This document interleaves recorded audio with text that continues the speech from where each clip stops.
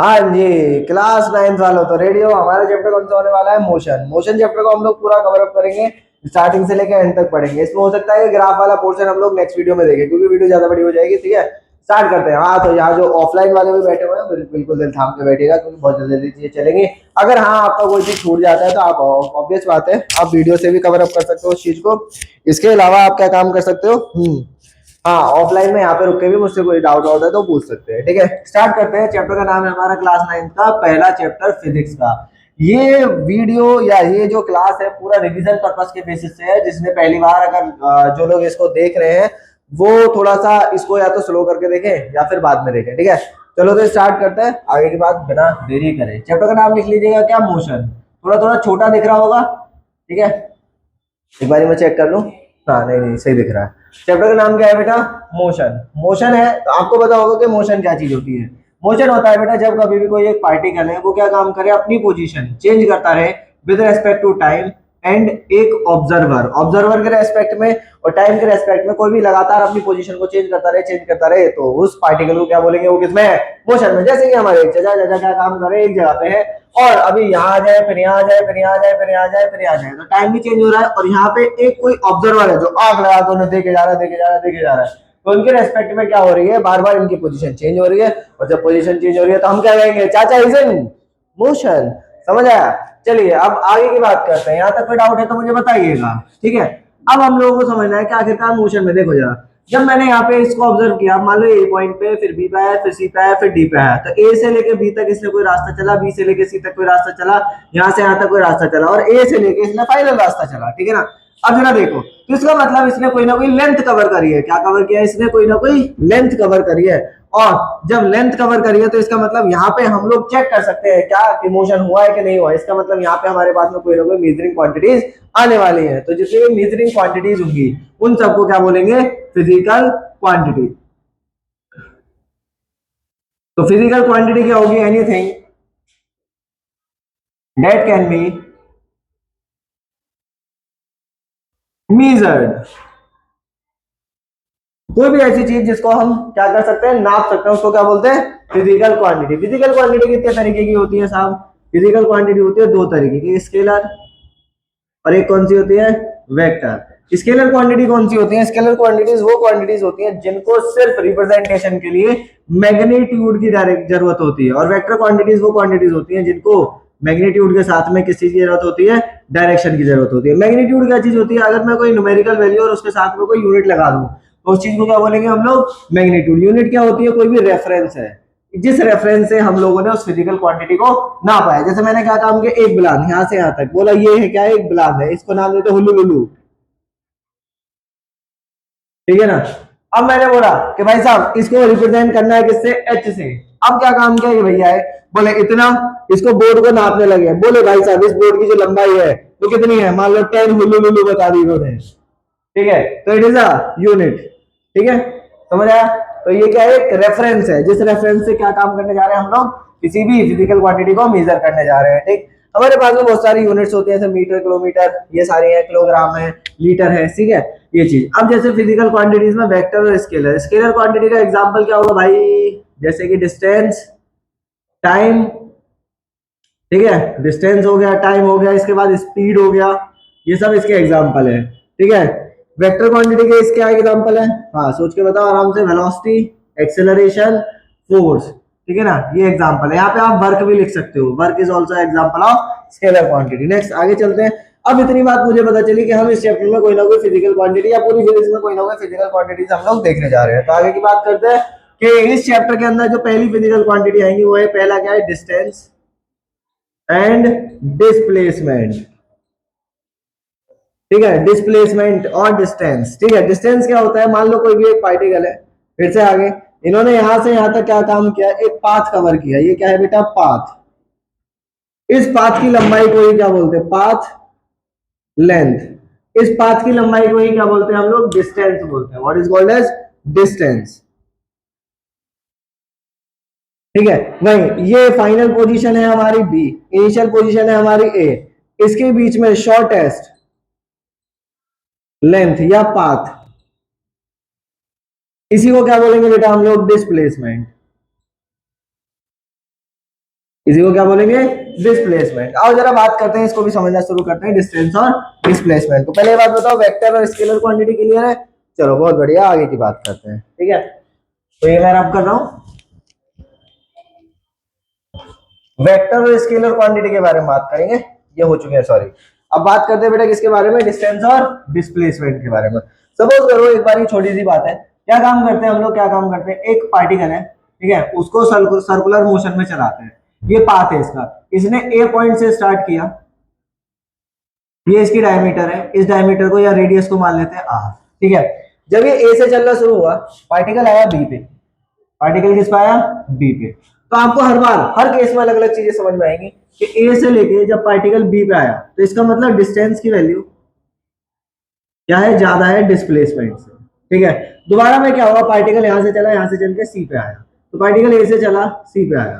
ठीक है ना, तो अब जरा देखो इस बार क्या हो रहा है, फिर से डिस्टेंस की वैल्यू ज्यादा है इससे डिस्प्लेसमेंट से। इस बार क्या हुआ, पार्टिकल ऐसे घूम के कहां पे आ गया, ए पे आ गया, पार्टिकल ए से चला सी होता हुआ कहां आ गया, वापस से ए पे आ गया। ठीक है, इस बार क्या हो रहा है, दोबारा से देखो, इस बार डिस्टेंस तो कुछ है, वो भी कितना है, 2 पाई आर है। ठीक है ना, लेकिन डिस्प्लेसमेंट कितना है, फाइनल और इनिशियल पोजीशन सेम हो गई, जिसकी वजह से क्या हो गया, 0 हो गया। इस बार पार्टिकल क्या हुआ, यहां आया, यहां से वापस चला गया, यानी कि ए से आया सी पे, सी से आया कहां पे, ए पे, और वापस से इस पॉइंट का नाम दे देते हैं डी, वापस से चला गया कहां पे, डी पे। अब जरा देखो, जब वापस से डी पे गया तो क्या होगा, यानी कि पार्टिकल का डिस्टेंस क्या होगा, डिस्टेंस होगा 2 pi r plus 2 pi r upon 4। ठीक है ना भाई, डिस्प्लेसमेंट क्या होगा, displacement final position initial position, जिसको आप सॉल्व करोगे तो राइट एंगल ट्रायंगल यहाँ पे बनेगा, under root R square plus R square, यानी कि क्या आंसर आएगा, आर रूट 2। इस वाले केस में भी, ए से लेके बी वाले केस में भी डिस्प्लेसमेंट की वैल्यू मैं लिख देता हूं यहाँ पे, डिस्प्लेसमेंट आएगा 2 सॉरी आर रूट 2, यही आएगा। ठीक है ना, चलो आगे की बात करते हैं। इतनी चीज मेरे को समझ में आई, यानी कि मेरे पास में 3-4 केस हो गए।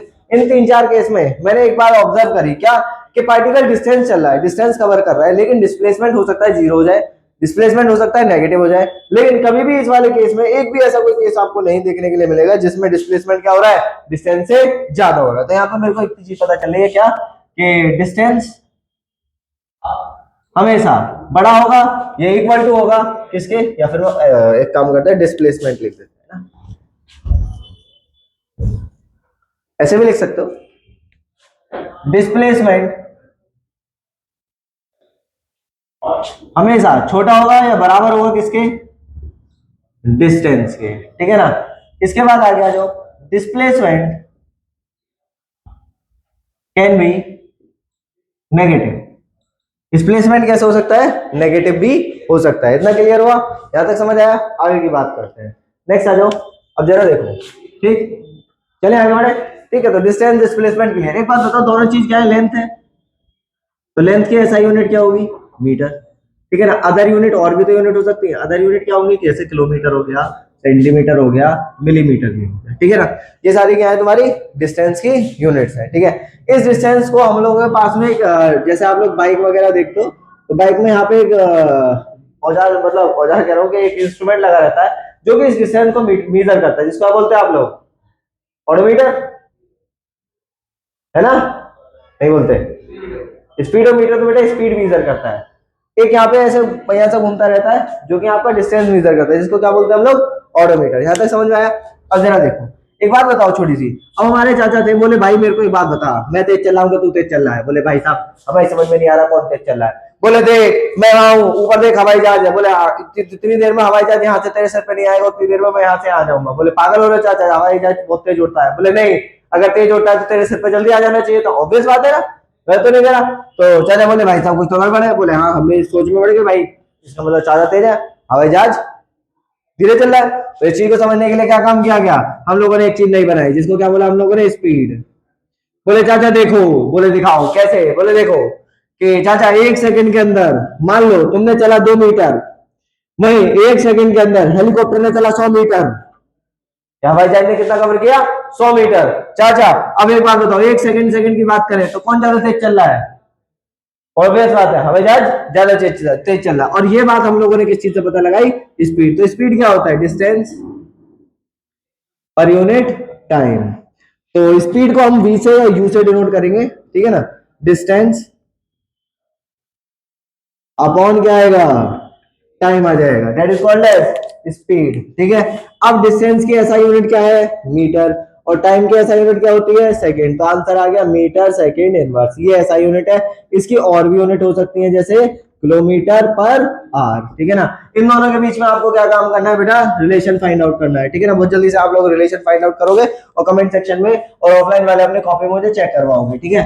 इतना करने के बाद में फिर हम लोग आगे देखते हैं। एक बात बताओ छोटी सी, क्या कि मुझे डिस्टेंस पर यूनिट टाइम तो पता चल गया। अब मैं आपसे बोलूं कि सर हम लोग तो नाप तो क्या सकते हैं, डिस्प्लेसमेंट भी नाप सकते हैं, हाँ या ना। तो सर डिस्प्लेसमेंट को अगर मैं पर यूनिट टाइम पे निकाल दूंगा तो उस चीज को क्या बोलूंगा, सोचने वाली बात है कि नहीं है, कि अगर मैं चाहूं कि भाई साहब डिस्प्लेसमेंट पर यूनिट टाइम निकाल दूं तो क्या आएगा भाई साहब, उसी चीज को क्या बोलते हैं हम लोग, वेलोसिटी। तो अगला टॉपिक जो आने वाला हो क्या है, वेलोसिटी। वेलोसिटी क्या है, डिस्प्लेसमेंट अपॉन में क्या रखोगे भाई, टाइम रखोगे, तो डिस्प्लेसमेंट पर यूनिट टाइम, आपका आंसर आ गया। अब जरा देखो एक छोटी सी बात है, क्या कि सर ये वाला जो डिस्प्लेसमेंट है ये हमने पढ़ा था, ये वेक्टर है, और ये क्या है, स्केलर। तो इसका मतलब जरा ध्यान से सुनिएगा, ये जो चीज है ये कैसी क्वांटिटी है, वेक्टर है। अब जरा देखो ये कोई एक पार्टिकल है, याद आ गए होंगे कौन है ये, इन्होंने क्या काम किया, ए पॉइंट से लेके बी पॉइंट तक स्ट्रेट लाइन में डिस्टेंस ट्रेवल किया, यहां से और यहां तक सीधे सीधे गए हैं, अरे बाबा, ठीक है, समझ आया, एकदम सीधे सीधे गए हैं, ठीक। तो इसका मतलब मैं इस वाले केस में बोल सकता हूं डिस्टेंस इज इक्वल टू क्या आया, डिस्प्लेसमेंट। इनमें से किसी में भी डिस्टेंस और डिस्प्लेसमेंट इक्वल नहीं है, लेकिन इस वाले केस में जब पार्टिकल सीधा सीधा जा रहा है बिना किसी टर्न के, बिल्कुल सीधा सीधा जा रहा है, तो उस केस में डिस्टेंस और डिस्प्लेसमेंट क्या आ जाएगा, इक्वल आ जाएगा। तो इसका मतलब जरा देखो, अगर मैं वेलोसिटी निकालूंगा तो क्या आएगा, मान लेते हैं एक्स आया, ठीक है ना, और यहां से यहां तक जो टाइम लगा वो कितना टाइम लगा, टी टाइम लगा, तो कितना आएगा बेटा, एक्स अपॉन टी। भाई स्पीड की अगर मैं वैल्यू निकालूंगा तो कितनी आएगी, एक्स अपॉन टी। सर दोनों की मैग्नीट्यूड क्या आ रही है, इक्वल आ रहे हैं, दोनों के मैग्नीट्यूड कैसे आ रहे हैं, इक्वल। लेकिन अंतर क्या है, इस वाले के लिए हमें डायरेक्शन चाहिए, लेकिन इस वाले के लिए कोई भी डायरेक्शन नहीं चाहिए, नो डायरेक्शन। तो यहां से फॉर स्ट्रेट लाइन, बस सिर्फ स्ट्रेट लाइन के लिए क्या, पार्टिकल मुड़ना भी नहीं चाहिए, बात ध्यान रखना। क्या होगा, अगर सिर्फ और सिर्फ पार्टिकल क्या काम करेगा, स्ट्रेट लाइन में चलेगा, तो क्या होगा, velocity is called speed with direction. Condition है सर, इस वाली कंडीशन पे है ये वाली बात, समझ में आ गया, पक्की बात। अच्छा जरा सोचो कि सर अगर मैं मीटर पर सेकंड को किलोमीटर पर आवर में चेंज करना चाहूँ और किलोमीटर पर आवर को मीटर पर सेकंड में चेंज करना चाहूँ, तो कोई ना कोई तो फॉर्मूला बता दो, कोई ना कोई तो तरीका बता दो किस तरीके से करूँ, है ना। तो इस बात को भी देख लेते हैं हम लोग। अच्छा, स्पीड को नापने के लिए हमारे जो इंस्ट्रूमेंट्स होते हैं, सॉरी जो हमारे ऑटोमोबाइल्स होते हैं, कार बाइक, इन पे सब क्या लगा रहता है, स्पीडोमीटर लगा रहता है। वो क्या काम करता है, हमारी बाइक की स्पीड नाप देता है, ठीक है ना, कितनी बाइक स्पीड से चल रही है। और उसमें जो स्पीड लिखी रहती है, आप चेक करना आज घर जाके, उसमें लिखा हुआ है km पर आर, इस तरीके से लेगा, यानी कि किलोमीटर पर आर में लिखा हुआ है। जस्ट चेक करते हैं, किलोमीटर अपॉन आर। आपको पता होगा 1 किलोमीटर में कितने मीटर होते हैं, इसको चेंज करना है हमें किसमें, मीटर पर सेकंड में। 1 किलोमीटर में कितने मीटर होते हैं, 1000 मीटर। 1 सेकंड में कितने आर, सॉरी 1 आर में कितने सेकंड होती है, 1 आर में कितनी सेकंड होती है, 60 इंटू 60, ठीक है। तो इसको चेंज कर लो, kilometre upon hour is equal to 1000 upon 60 into 60। यहाँ पे क्या लिखोगे, मीटर, यहाँ पे क्या लिखोगे, सेकंड। काटा पीटी शुरू कर सकते हो, इस मामले में तो आप एक्सपर्ट है, घट घट घट घट घट घट। काटा पीटी शुरू करी, आंसर आ गया कितना, 5/18, ठीक है ना। अब इसको भी ऐसे सॉल्व करोगे तो किलोमीटर पर आवर आपको बताना है, सॉरी मीटर पर सेकंड में, 1 मीटर पर सेकंड में कितने किलोमीटर पर आर होंगे। तो क्या काम करोगे, सीधा इसका आंसर आएगा 18/5। चेक करोगे तो आपका ये आंसर आने वाला है, ठीक है ना। चले आगे बढ़े, चलो इतना समझ में आ गया, जो बात आपसे पूछी गई थी वो आपने बता दी, बहुत बढ़िया। एक बार अपना आंसर भी मैच कर सकते हो, यहाँ से आपको क्लियर हो चुका होगा, ठीक है। तो मेरे को पता चल गया भाई, डिस्टेंस, डिस्प्लेसमेंट, स्पीड, वेलोसिटी, ये सारी चीजें मेरे को क्लियर होगी। देखो टाइप ऑफ स्पीड और टाइप ऑफ वेलोसिटी की बात करते हैं। देखो वैसे तो हमारे पास में दो होती है, बट हमारे पास में क्या है, हमने को एक ही चीज पढ़नी है, एवरेज वाली। नहीं तो इसके अलावा क्या होती है, इंस्टेंटेनियस और होती है, इंस्टेंटेनियस स्पीड, इंस्टेंटेनियस वेलोसिटी, ये सारी चीजें और होती है। पर हम यहाँ क्या काम करने वाले हैं, सिर्फ एवरेज पढ़ेंगे। एवरेज का मतलब क्या है, आओ जरा बात करते हैं पहले। देखो जरा, हम लोग बोलते हो 70 की स्पीड से यहाँ पे आगे, मैं 70 की स्पीड से कैसे आया भाई, ब्रेक भी तो मारे होंगे कहीं ना कहीं उसने, बंदा भी हुआ होगा, हर बार 70 ही 70 रहा है क्या, नहीं हुआ ना। तो हम लोग जो स्पीड या वेलोसिटी बोल रहे हैं किसी पार्टिकल की, वो क्या होती है, एवरेज होती है। क्या होती है, एवरेज। मैं बोला भाई साहब 100 किलोमीटर की स्पीड से आ रहा था, 100 किलोमीटर की स्पीड था, मतलब ब्रेक नहीं लिया कहीं भी, ना तो ज्यादा हुई ना कम हुई, बिल्कुल एग्जैक्ट 100 ही रही क्या, ऐसा हो सकता है क्या, नहीं हो सकता ना। तो इसका मतलब वो जो हम बात कर रहे हैं वो क्या है, एवरेज की बात कर रहे हैं। जैसे एग्जांपल लेते हैं, मान लेते हैं मेरे पास में एक गाड़ी है,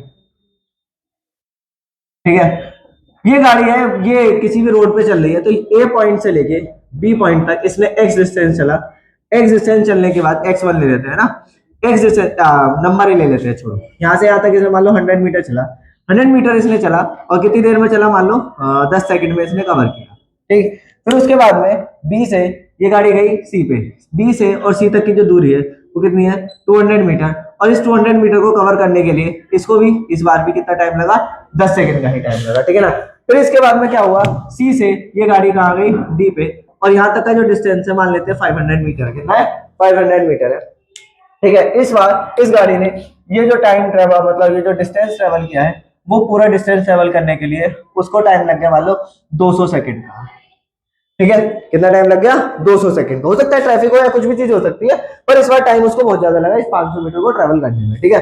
अब आगे की बात, अब आपसे बोला जाए कि ये जो पार्टिकल है ए से लेके और डी तक ही पहुंचे, सेम टाइम में पहुंचे, तो एक ही स्पीड से चलना चाहिए। सवाल क्या है मेरा, सेम टाइम में पहुंचे, ठीक है ना, कितना टाइम लगना चाहिए, 10 प्लस 10 प्लस 200, यानी कि 220 सेकंड ही लगनी चाहिए, लेकिन स्पीड चेंज ना हो, ऐसी स्पीड से चलता रहे चलता रहे चलता रहे चलता रहे, ठीक है ना। तो आपको वो वाली स्पीड आपको यहाँ पे बतानी है। तो आओ जरा शुरू करते हैं कि वो वाली स्पीड कैसे बताओगे भाई, सीधा सीधा हिसाब है।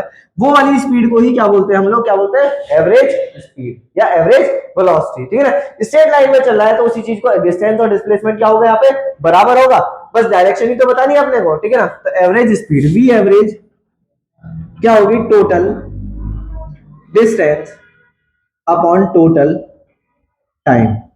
टोटल डिस्टेंस कितना आएगा आप यहाँ पे, 100 plus 200 plus 500, upon total time कितना आएगा, 10 प्लस 10 प्लस 200।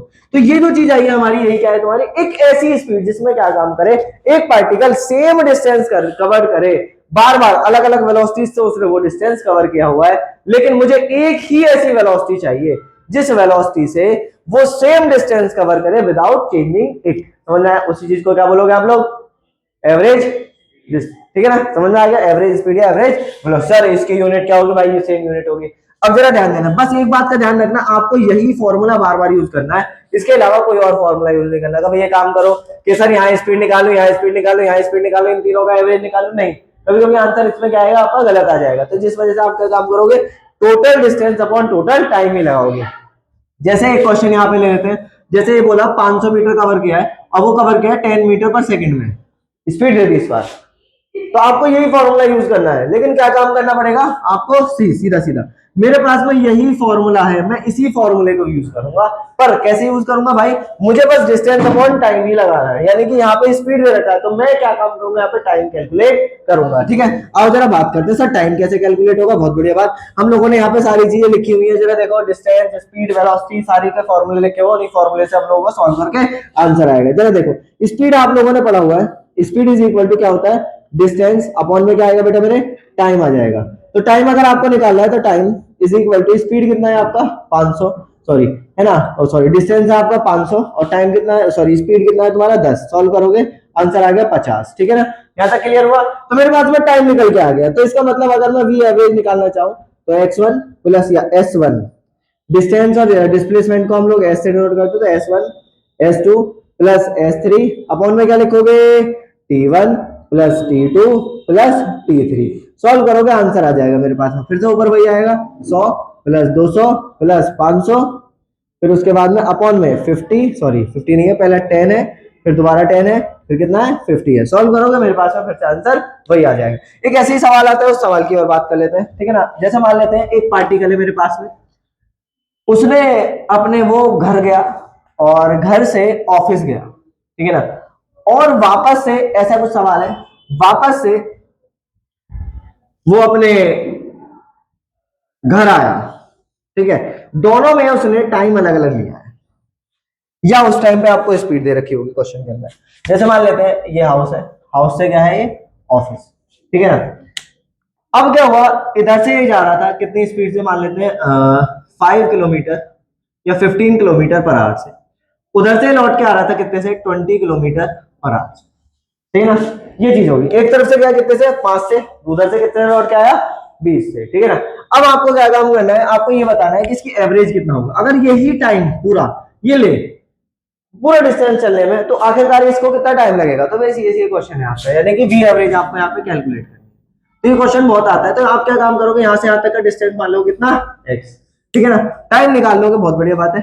तो पहला t1 कितना आएगा, टाइम निकालने के लिए डिस्टेंस अपॉन स्पीड, ठीक है ना, डिस्टेंस अपॉन स्पीड। डिस्टेंस कितना है आपका पता नहीं, x माना हुआ है, और स्पीड कितनी है आपकी 15। t2 की वैल्यू कितनी आएगी, डिस्टेंस आपका ये, स्पीड कितनी है आपकी ये, ठीक है ना।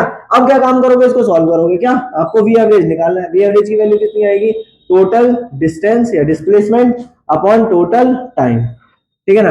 टोटल डिस्टेंस कितना होगा, x प्लस x, एक बार जाने का और एक बार आने का, अपॉन में क्या काम करोगे बेटा, जल्दी बोल दो, t1 प्लस t2। t1 की वैल्यू कितनी है, x अपॉन 15, t2 की वैल्यू कितनी है, x अपॉन 20। सॉल्व कर सकते हो उसको, बहुत बढ़िया। ये कितना हो जाएगा, 2x अपॉन, इन दोनों को सॉल्व करोगे कितना आएगा एलसीएम, बहुत जल्दी से 60 आ जाएगा। अरे हाँ है ना, 30 ले लूं, नहीं ले सकता भाई, 60 ही आएगा। इसको इससे डिवाइड करोगे 4, तो ऊपर आया 4x, अरे यार एलसीएम कितना आया 60, ठीक है। सॉल्व करने के बाद ये कितना आ जाएगा, 4x प्लस 3x। सॉल्व कर सकते हो, ऊपर चला गया, 2x मल्टीप्लाई बाय 60 अपॉन इन दोनों को ऐड करके कितना आएगा 7x। सॉल्व करोगे मेरे पास मेरा आंसर आ जाएगा, ठीक है ना। x x कट जाएंगे यहाँ से, ध्यान रखना, ये वाला x कट जाएगा, v एवरेज की वैल्यू आ जाएगी, इन दोनों की मल्टीप्लाई करा 120 डिवाइडेड बाय 70, ठीक है ना। सर क्लियर है, यहाँ तक कोई डाउट है, पक्की बात। तो इतने आसान ये सवाल होते हैं आपके एवरेज वेलोसिटी और एवरेज स्पीड के, ठीक है।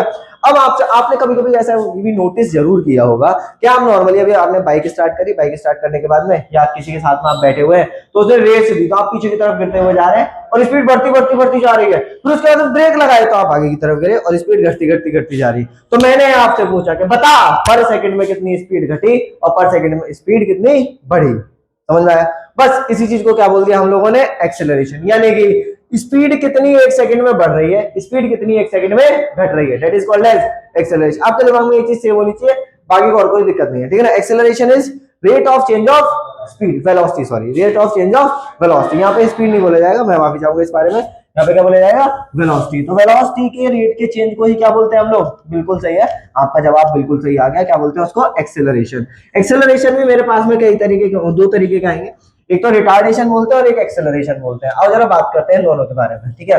यहाँ पे साइन कन्वेंशन भी आने वाला है आपका, ठीक है। चलो आगे बात करते हैं, यानी कि a is equal to, change का मतलब होगा फाइनल माइनस इनिशियल, यानी कि b minus u upon t. बेटा एक बात ध्यान रखना, हम लोग फाइनल वेलोसिटी को रिप्रेजेंट करते हैं v से, इनिशियल को डिनोट करते हैं किससे, u से, और t से किसको डिनोट करते हैं, टाइम को। अब मैं यहाँ पे क्या काम करूँ, ये चीज मेरी निकल के आगे एक्सेलरेशन। अगर a की वैल्यू नेगेटिव हो तो इसको बोलते हैं रिटार्डेशन, a की वैल्यू पॉजिटिव हो तो इसको बोलते हैं क्या, एक्सेलरेशन। यानी कि बॉडी क्या काम कर रही होगी, स्पीड बढ़ रही होगी, यानी कि पॉजिटिव आया a, अगर स्पीड घट रही है तो यानी कि a कैसा आएगा तुम्हारा, नेगेटिव आ जाएगा, ठीक है ना। इसका मतलब मेरे पास में एक चीज क्लियर होगी, कब एक्सेलरेशन पॉजिटिव होगा, कब एक्सेलरेशन नेगेटिव होगा, इस बारे में थोड़ा सा ध्यान देना। अगर मान लो कोई एक पार्टिकल है, वो राइट साइड में जा रहा है और उसका एक्सेलरेशन भी क्या होगा, राइट साइड में होगा, ठीक है ना। इधर साइड में एक्सेलरेशन है और इधर साइड में क्या है, इसकी वेलोसिटी है, तो ये कैसा लिया जाएगा बेटा, पॉजिटिव। ये सेम साइड में होने चाहिए v और a, तो हमेशा क्या आएंगे, पॉजिटिव आएंगे। वही अगर v और a अपोजिट डायरेक्शन में हो गए, ठीक है ना, तो ये कैसा आएगा हमारा, a की वैल्यू कैसे हो जाएगी आपके वहां पे, नेगेटिव हो जाएगी। इसी तरीके से आप क्वेश्चन कर सकते हो। हम हर बार v की वैल्यू नेगेटिव ना लेके हम क्या काम करेंगे, a की वैल्यू को नेगेटिव ले सकते हैं। बाकी आपके जो साइन कन्वेंशन होंगे वो ऐसे होंगे कि राइट साइड में अगर कोई चीज जा रही है तो वो पॉजिटिव होगी, लेफ्ट साइड में अगर कोई चीज आ रही है तो वो नेगेटिव होगी, ऊपर कोई जा रही है चीजें तो पॉजिटिव होगी, और नीचे कोई चीज आ रही है तो क्या होगी, वो नेगेटिव होगी। यानी कि अगर वेलोसिटी राइट साइड में आ रही है तो राइट साइड में पॉजिटिव, लेफ्ट साइड में कोई भी चीज होगी वो नेगेटिव होगी। ऊपर की तरफ वेलोसिटी है तो वो पॉजिटिव होगी, नीचे की तरफ वेलोसिटी आएगी तो कैसे, नेगेटिव आएगी। यानी कि अगर मैं किसी पार्टिकल ऊपर से नीचे ड्रॉप कर रहा हूं तो डाउनवर्ड डायरेक्शन में आ गया, v की वैल्यू मुझे कैसे लेनी पड़ेगी, नेगेटिव लेनी पड़ेगी, बस इतनी सी बात है, ठीक है ना। यहाँ तक क्लियर हुआ? यहाँ तक समझ आ गया? यहाँ तक क्लियर? चलो जरा अब आगे की बात करते हैं। तो ये एक्सेलरेशन की कंडीशन हो गई, ये हो गया। अब जरा देखो मेरे पास में यहीं से दो चीजें आएंगी निकल के। क्या? पहला मोशन जिसमें सेम टाइम में क्या होगा, सेम डिस्टेंस ट्रेवल किया जाएगा। अभी तक मैंने यूनिफॉर्म नॉन यूनिफॉर्म मोशन की कोई भी किसी भी तरीके की कोई बात नहीं करी है, पर आप लोग हम करने जा रहे हैं। पहली चीज क्या आएगी, सेम टाइम में क्या होगा, सेम डिस्टेंस कवर किया जाएगा। जब सेम टाइम में सेम डिस्टेंस को कवर किया जाएगा तो उस चीज को क्या बोलते हैं हम लोग, यूनिफॉर्म मोशन। और जहां ये शब्द लग जाएगा ना, इसका मतलब होगा कुछ ना कुछ चीज कांस्टेंट होगी। जैसे मैं बोलूं यूनिफॉर्म एक्सेलरेशन, यानी कि एक्सेलरेशन की वैल्यू चेंज नहीं होगी, ये वैल्यू कैसी रहेगी बेटा तुम्हारी, फिक्स रहेगी। समझ में आया? यहाँ तक कोई दिक्कत? पक्की बात। अब जरा आगे की बात देखते हैं, आगे समझते हैं। इसका मतलब अगर मैं बोलूं यूनिफॉर्म स्पीड, ये यूनिफॉर्म वेलोसिटी, तो इसका मतलब वेलोसिटी की वैल्यू कैसी रहेगी, कांस्टेंट रहेगी, चेंज नहीं होगी। जब मैं बात करी मैंने यूनिफॉर्म वेलोसिटी की, तो आपको पता है v माइनस u, यानी कि अगर इन दोनों की वैल्यू सेम रहेगी तो माइनस करके कितना आएगा, 0। तो अगर यूनिफॉर्म वेलोसिटी बोला जाए, ये यूनिफॉर्म इसके आगे स्पीड लगा दिया जाए, तो इसका मतलब क्या होगा बेटा, समझ जाओ, एक्सेलरेशन की वैल्यू कितनी होगी तुम्हारी, 0 होगी। समझ आया? In motion in straight line, एक बात ध्यान रखना, मोशन कैसा हो रहा है तुम्हारा, स्ट्रेट लाइन के अंदर हो रहा है। ठीक है, यहाँ तक क्लियर हुआ? यहाँ तक समझ में आया? तो यूनिफॉर्म मोशन क्लियर हुआ जब क्या हो, सेम टाइम इंटरवल में सेम डिस्टेंस कवर कर रहा हो हर बार ऑब्जेक्ट, तो that is called as uniform motion. और जब ऐसा ना हो रहा हो, यानी कि सेम टाइम में सेम डिस्टेंस ट्रेवल नहीं हो रहा हो, तो उस वाले को क्या बोलेंगे आप लोग, नॉन यूनिफॉर्म मोशन। मैंने बोला यूनिफॉर्म वेलोसिटी, तो इसका मतलब क्या होगा, वेलोसिटी की वैल्यू चेंज नहीं होगी। और यूनिफॉर्म वेलोसिटी का मतलब क्या होगा, एक्सेलरेशन की वैल्यू कितनी होगी तुम्हारी, 0 हो जाएगी। ठीक है, मैंने बोला नॉन यूनिफॉर्म वेलोसिटी, यानी कि वेलोसिटी की वैल्यू क्या हो रही होगी, चेंज हो रही होगी, यानी कि एक्सेलरेशन कुछ ना कुछ निकल के यहाँ पे आने वाला है। मैंने बोला यूनिफॉर्म एक्सेलरेशन है, तो इसका मतलब ए की वैल्यू फिक्स रहेगी। अगर ए की वैल्यू फिक्स है तो मोशन हमेशा ध्यान रखना, अगर एक्सेलरेशन आ गया तो आपका जो मोशन है वो नॉन यूनिफॉर्म ही होगा। चाहे रिटार्डेशन आए चाहे एक्सेलरेशन आए, एक ही वैल्यू आपके आ जानी चाहिए, चाहे पॉजिटिव में आए चाहे नेगेटिव में आए, तो क्या होगा बेटा, नॉन यूनिफॉर्म मोशन होगा। यहां तक क्लियर हुआ? अब इस नॉन यूनिफॉर्म, देखो ये जितनी भी चीजें थी हमने अब फॉर्मूले लिखे कौन कौन से, जैसे distance is equal to speed into time, हमने लिखा v is equal to v is equal to क्या लिखा हम लोगों ने, डिस्टेंस अपॉन टाइम। की जितने भी हमारे फॉर्मूले थे यूनिफॉर्म मोशन के थे, इनमें कहीं भी बात किसकी नहीं हो रही थी, एक्सेलरेशन की नहीं हो रही थी। लेकिन अब जो हमारे पास में चीज आने वाली है वो है बेटा 3 इक्वेशन, देयर आर 3 इक्वेशन। किस किस की इक्वेशन है वो, मोशन की ही इक्वेशन है, और 3 इक्वेशन आएंगे। आप 11th क्लास में ऐसी 4 इक्वेशन पढ़ने जा रहे हो, लेकिन अभी हमारे पास में कितनी है बेटा, ओनली 3 इक्वेशन। आओ जरा इन 3 इक्वेशन की बात करते हैं। पहली इक्वेशन कौन सी है, v is equal to u plus at। दूसरी इक्वेशन कौन सी है, s is equal to ut plus half at square. तीसरी इक्वेशन है v square is equal to u square plus 2as। इनकी कंडीशन क्या है बेटा, ये जो इक्वेशन है ये हमेशा यूज होंगी जब a की वैल्यू क्या होगी, कांस्टेंट होगी, ध्यान रखना। और ये नॉन यूनिफॉर्म मोशन की बात कर रहा हूं मैं, क्यों, क्योंकि a की वैल्यू होनी चाहिए तभी ये इक्वेशन यूज होगी। a की वैल्यू 0 हो गई, सर यूज कर सकता हूं हर इक्वेशन में, क्या काम करोगे, a की वैल्यू चिपका दोगे। जब a की वैल्यू चिपकाओगे तो आपके पास में यही आंसर आएंगे हर इक्वेशन में, चेक कर लेना, ठीक है ना। कुछ कुछ ऐसे आपके आंसर आने वाले हैं। चले आगे बढ़े, यहाँ तो कोई दिक्कत नहीं है, पक्का। चलो तो अब आगे की बात करते हैं। a की वैल्यू कांस्टेंट होने का मतलब है, आपको कभी कभी ऐसे दिया जाएगा a इज यूनिफॉर्म, ठीक है ना, यानी कि a की वैल्यू आपको दी जाएगी, जैसे 2.5 दे दी मीटर पर सेकंड स्क्वायर, ठीक है ना। अब आगे की बात करते हैं, लास्ट चीज बची हुई है कि सर ये जो a है इसकी यूनिट क्या होगी, इसकी यूनिट यहाँ पे है v अपॉन टी। v की यूनिट क्या होती है, मीटर पर सेकंड, और t की यूनिट क्या है, सेकंड। तो आपका आया मीटर पर सेकंड स्क्वायर। बेटा यहाँ तक जितनी भी थ्योरी थी हमारे चैप्टर के खत्म हो चुकी है, ठीक है ना। बचा हुआ जो पार्ट है वो कौन सा है, हमारा ग्राफ वाला पोर्शन है, ठीक है। यहाँ तक कोई भी डाउट होता है वो कमेंट सेक्शन में छोड़ सकते हो, ऐप के जरिए आप बता सकते हो, इवन टेलीग्राम से जुड़ के आप हमको बता सकते हैं, ठीक है। बाकी ऑफलाइन वाले क्या काम कर सकते हो, जिंगा लाला हूँ, है ना, वो तो यहाँ पे आके पूछ ही सकते हैं, अभी पूछ सकते हो, बाद में पूछ सकते हो, जैसे आपको ठीक लगे। इसके बाद अगर आप चाहो तो घर पे जाके वीडियो देख सकते हो, अगर दोबारा रिवाइज करना है, ठीक है। मिलते हैं अगले सेशन में, धन्यवाद।